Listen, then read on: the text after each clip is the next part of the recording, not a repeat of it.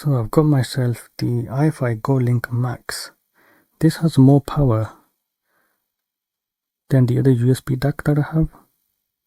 So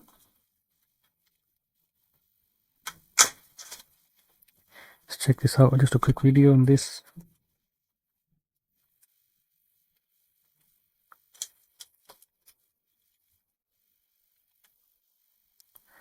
Ta-da, here we go. So this has a balanced input as well as a single-ended, and it has a better cable than the 7Hz71. Now I know it's in a different price range, but I'll actually compare these. So if there are any questions, ask me in the comment section below. I'll give this a quick listen and let you know how it sounds with the planars.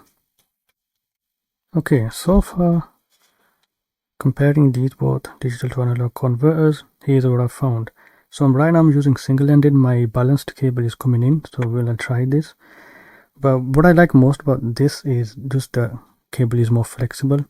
The sound wise, this goes a lot deeper. The bass hits a bit more harder. I think it goes just lower, so it has more extension. Also the highs do feel a bit more open, so that's all because this has more power going out. So that's the effect of that.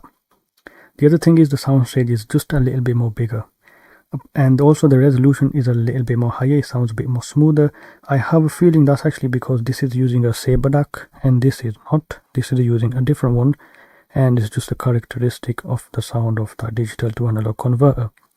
So when I switched from this to the Hi-Fi DAC, I had to go to about 66% volume off this DAC, so it has quite a lot more volume out as well. So again, with the power, you do get more of that as well. So apart from that, they're both basically the same. Now I did also compare it to this. So this is wireless, so make these earphones wireless, and this doesn't have the bass. Like it is literally just has no bass, whereas these two do have it, but this has more extension. So price wise, this is the best one because it sounds like 99% of this.